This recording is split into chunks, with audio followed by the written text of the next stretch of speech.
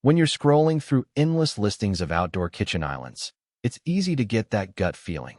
The pictures look sleek, the price seems tempting, but you've been burned before by a unit that turns out to be a flimsy slab of metal that can't hold a grill or a simple side table without wobbling.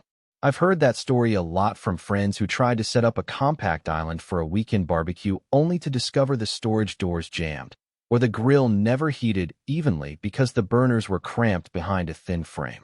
That hesitation is real, and that's why I'm breaking down the Mont Alpi Premium 70 by 24-inch compact outdoor kitchen island, so you can decide if it actually lives up to the glossy photos. Link is in the description if you want to check the product details on Amazon. First off, let's picture the typical backyard where this thing would live. Imagine you have a modest patio, maybe 12 by 15 feet, and you love grilling for the family, but don't want a massive permanent structure that dominates the space. The Mont Alpi Island is marketed as a 3-piece, freestanding unit that squeezes a 4-burner grill, a rotisserie, storage, and a granite countertop into a 70-inch footprint. For many homeowners, that's the sweet spot. Big enough to hold a grill and some prep space, small enough to slide around or tuck into a corner when you're not using it. Who should consider buying this? If you're a weekend grill master who wants a dedicated station for a family of 4 to 6, and you already have a gas line or are comfortable using a portable propane tank, this island hits a lot of the practical notes. The built-in 32-inch grill with 4 tubular burners and an infrared rear burner gives you the ability to sear steaks on the main burners while keeping a low and slow zone for smoking ribs. The included rotisserie is a nice bonus for holiday turkeys or chicken, and the 2 halogen lights under the countertop let you keep the cooking area illuminated after sunset, which is something I've seen missing on cheaper setups. On the flip side, if you're looking for a permanent, fully integrated outdoor kitchen that includes a sink, refrigeration, or a built-in pizza oven, you'll be disappointed. The island's compact design means the storage cabinets are shallow, and the access doors can feel a bit tight when you're trying to pull out a heavy pot or a bag of charcoal.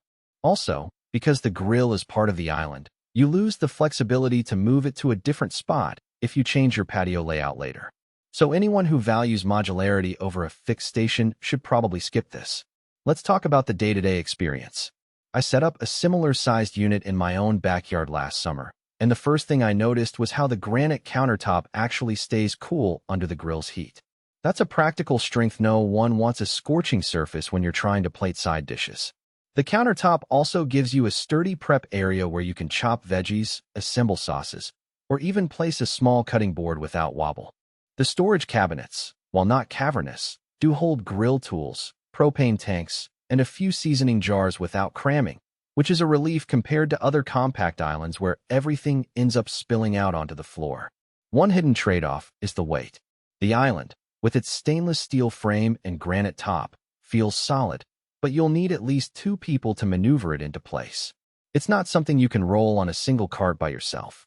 If you live in an apartment complex with a shared patio and need to store the island when not in use, you'll have to plan for a storage space that can accommodate a 70-inch unit. That's a practical consideration that gets lost in the hype. Another point that often comes up in buyer conversations is the grill's heating consistency. The 4 main burners deliver a respectable output, but the infrared rear burner can be a bit of a learning curve.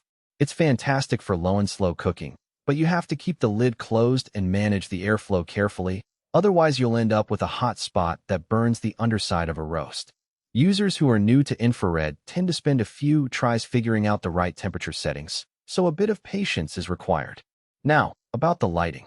The halogen lights are positioned to shine directly onto the cooking surface, which means you can flip burgers at 9 p.m. without squinting.